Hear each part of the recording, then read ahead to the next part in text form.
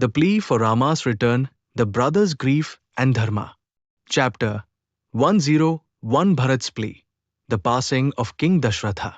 After Rama's gentle inquiries about Ayodhya and the welfare of all, Bharat replied with a heavy heart, O best of men, what use are royal duties to me when I have fallen from righteousness? He explained the ancient tradition of their race. The younger son cannot become king when the eldest is present. Bharat pleaded with Rama to return to Ayodhya and accept coronation for the good of their lineage. With sorrow, Bharat revealed the truth. While he was in Kekya and Rama took refuge in the forest, King Dasaratha, ever engaged in sacred rituals and beloved by the virtuous, had ascended to heaven. The king, overwhelmed with grief after Rama's exile, had passed away. Bharat begged Rama to arise and offer libations to their father, explaining that only Rama, the beloved son, could fulfill this sacred duty. He described how Dasaratha, deprived of Rama, had departed with his mind fixed on his eldest son, longing to see him one last time. Chapter 10 to Rama's grief. The libations for Dasaratha. On hearing Bharat's words, Rama was struck by thunderous grief and fell unconscious, like a tree felled by an axe. Sita and Lakshmana sprinkled water on him, and when he regained consciousness, Rama wept profusely, lamenting that he could not perform the last rites for his father. Rama mourned the loss of Dasaratha, questioning what purpose his life served now. He praised Bharat and Satrughna for fulfilling their cherished duty, and declared that even after his exile, he did not wish to return to Ayodhya, now bereft of its chief. He remembered the comforting words his father used to speak and lamented that he would never hear them again. Rama consoled Sita and Lakshmana, informing them of Dasaratha's death.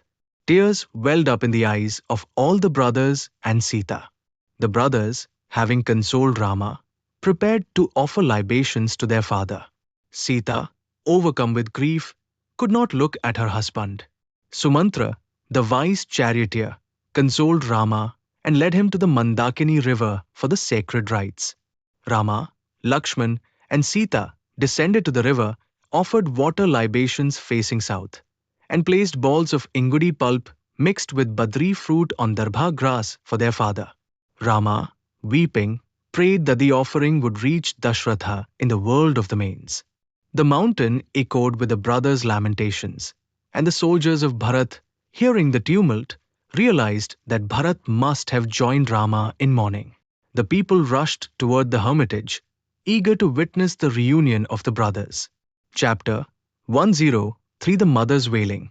The grief of Ayodhya's queens Vasisht, accompanied by the wives of Dasaratha, set out on foot to the river Mandakini, where Rama was offering libations. Kausalya, her eyes filled with tears, pointed out the sacred place used by Rama, Lakshmana, and Sita, and mourned the suffering of her son. She saw the cakes of ingudi pulp placed by Rama for Dasaratha, and lamented that such food was unfit for a king who once ruled the earth. Kausalya wondered how her heart did not break at the sight of Rama's offering. The queens, consoled by Kausalya, went to the hermitage and beheld Rama, radiant yet devoid of luxury. Overcome with grief, they cried aloud, and Rama rose to touch their feet in reverence. Lakshmana, too, bowed to the queens, and Sita grasped their feet, her eyes full of tears. Kausalya embraced Sita, mourning her hardships in the forest. She compared Sita's suffering to fire kindled from sacrificial faggots. Rama then paid homage to Vasisht, and the assembly gathered, filled with curiosity about Bharat's words.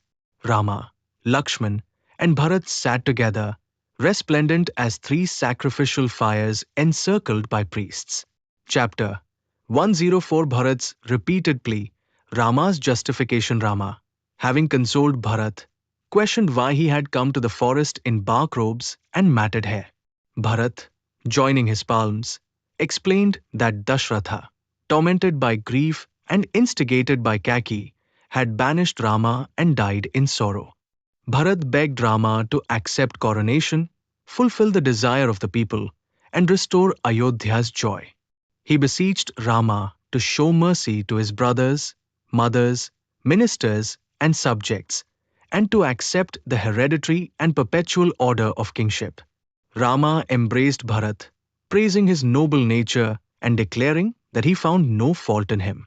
He explained that elders, when married, act at their free will, and that Dasaratha alone was competent to install or exile his sons.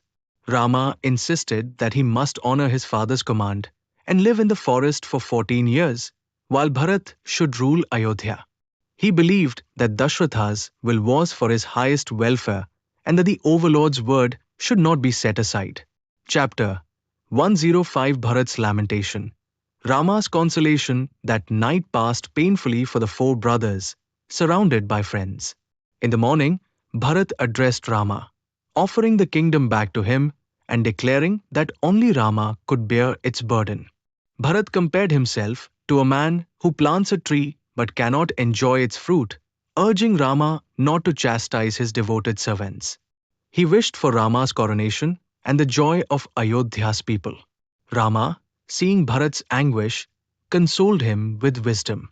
He spoke of the inevitability of fate, the cycles of wealth and loss, union and separation, birth and death. Rama reminded Bharat that all must follow the path of their ancestors and that grief should not consume them. He praised Dasaratha for his pious acts and declared that the king had attained heaven.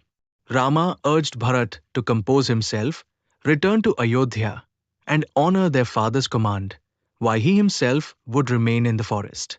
Rama's words were filled with compassion and resolve as he reaffirmed his commitment to Dharma and the promise made to his father.